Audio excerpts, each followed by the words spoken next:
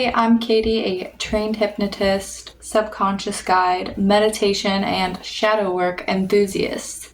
And I wanted to talk about this conversation about stepping into your own power. It is something that I hear a lot and that I am so here for, this push for more people to step into their own power.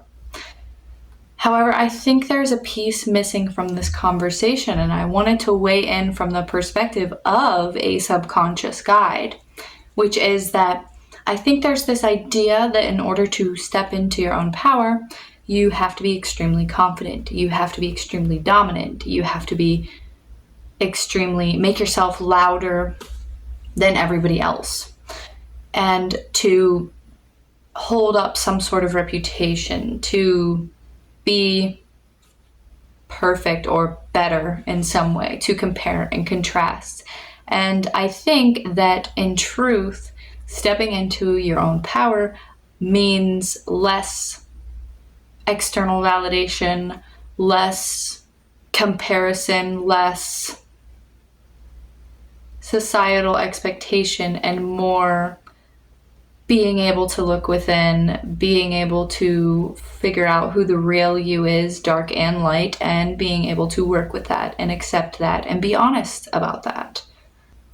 I think a huge thing in the context of stepping into your inner power is understanding that you always have room to grow, being okay with the fact that you always have room to grow, as do others.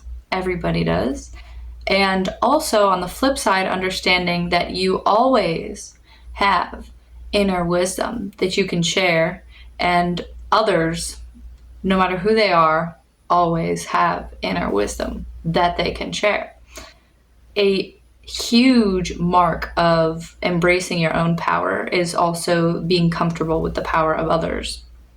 And on top of that, being able to assess and reflect what is going on within you without criticism, without self-hate, with love and compassion for yourself, and also being able to hold that space for others as well is another mark of your inner power, of getting into your inner power, being able to handle the darkest parts of yourself and embrace them and work with them and understand them and be okay with them.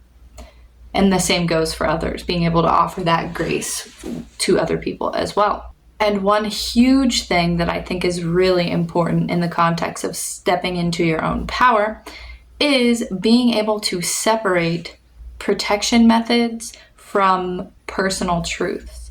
And by this I mean, I believe that our protection methods, the things that make us emotional, the things that make us critical, the things that make us feel triggered, the things that make us uncomfortable, often within those things, there is a piece of that or many pieces of that that is a protection mechanism, that is an ego response, that is a defense mechanism, a coping mechanism.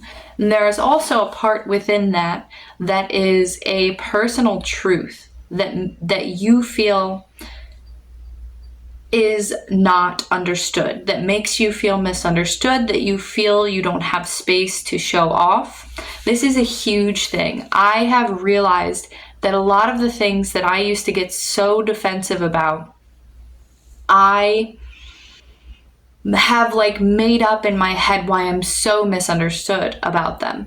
And I have found that the protection mechanism of me having some sort of personal truth that is unique to me and feeling misunderstood about that made me react in a certain way that was very egoic. And it was not, that is a separate part from the truth, but they get enmeshed. It's something that I notice a lot, is that in moments of being triggered, of having protection, self-preservation, ego, etc., a part like I said, will be a protection mechanism, and a part will be a bit of your own personal truth, and they become so entangled that it's hard to separate them. And a lot of times people have to have some sort of ego death or do deep subconscious and shadow work in order to figure out what part of them is feeling misunderstood, is feeling unheard, is feeling unseen. And a lot of times these things are, if you can separate the protection mechanism, a piece of you that is just begging to be seen and deserves to be seen. If you can separate it, you can usually find some sort of very valuable truth for yourself and others. And I think that is a huge, huge, huge piece to all of us being able to step into our own power.